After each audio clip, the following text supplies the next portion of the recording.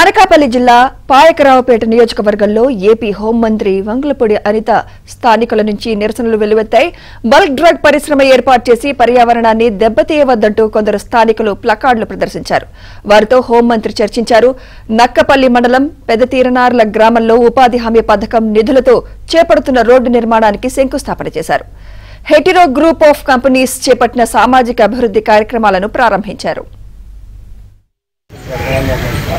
ఇప్పుడు మనకు చేస్తుంది బల్క్ డ్రగ్ కంపెనీ ఏపీఏఎస్కి సంబంధించి 1500 ఎకరాలు ఏదైతే తీసుకున్నారో ఏపీఎస్సీ వాళ్ళు బల్క్ డ్రగ్ గురించి ఏదైతే అకామిడేట్ చేశారో దానికి లేఅవుట్ ఫామ్ చేస్తున్నారు. ఇప్పుడు పరవాడ సెజ్లో కానీ అచ్యుతాపురం సెజ్లో కానీ ఎలాగైతే వచ్చారో తర్వాత వీటికి అట్లా కంపెనీస్ ఇవ్వడానికి సిద్ధపడతారు. వెయిట్, నీ బాధ నాకు అర్థమైంది, నీ మాట ఏదో నాకు అర్థమైంది.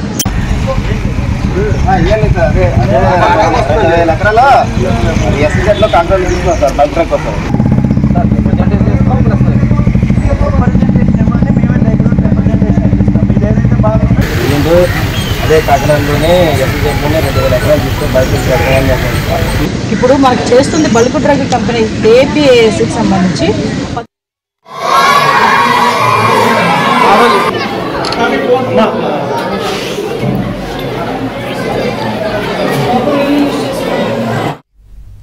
ఇదే అంశంపై మరింత సమాచారం మా ప్రతినిధి నాయుడు అందిస్తారు. నాయుడు,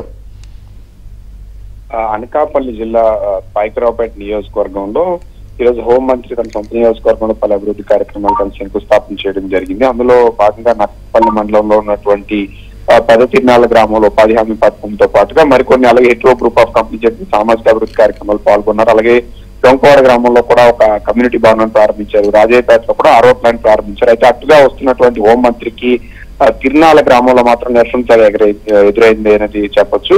సో ఆ ప్రాంతంలో ఆల్రెడీ ప్రభుత్వం కేంద్ర ప్రభుత్వం బల్క్ డ్రగ్ పార్క్ ఒకటి తీసుకొస్తుంది. ఈ బల్క్ డ్రగ్ పార్క్ తీసుకురావడం వల్ల ఈ ప్రాంతంలో ఇప్పటికీ అంటే హెట్రో మిగతా పరిశ్రమ వల్ల చాలా వరకు కూడా కాలుష్య బారిన పడి తీవ్ర ఇబ్బందులు పడుతున్నటువంటి పరిస్థితి. ఇప్పుడు నక్కపల్లి పరిశ్రమ వస్తే భవిష్యత్తులో మాకు కాలుష్యం భారం ఎక్కువగా ఉండేటువంటి అవకాశం ఉంటుంది. అలాగే ఇప్పుడు ఏదైతే ఒకవేళ తప్పనిసరి ప్రభుత్వం కానీ దీన్ని ప్రభుత్వం ఏదైతే భూసేకరణ చేయాలి అంటే అది 2013 ప్రకారం ఏదైతే ఉందో ఆ భూసేకరణ చట్టాన్ని అమలు చేయాలి, ఒక ప్యాకేజ్ ఇవ్వాలి.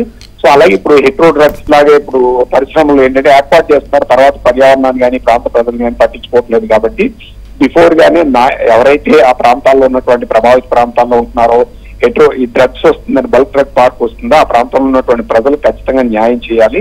అసలు పరిశ్రమను తీసుకురావద్దని కొంతమంది వాదిస్తే మరికొంతమంది మాత్రం ఒకవేళ పరిశ్రమ తప్పనిసరిగా తీసుకొస్తే దానికి తగిన విధంగా ప్యాకేజ్ ఆ ప్రాంత ప్రజలను ఆదుకోవడానికి అన్ని విధాల చర్యలు తీసుకోవాలని చెప్పి మరికొంతమంది వాదన చేశారు.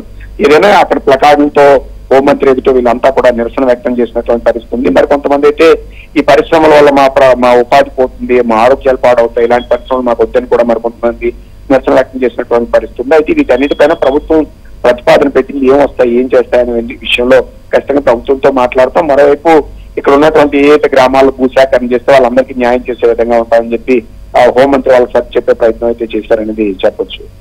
Right, thank you Naidu.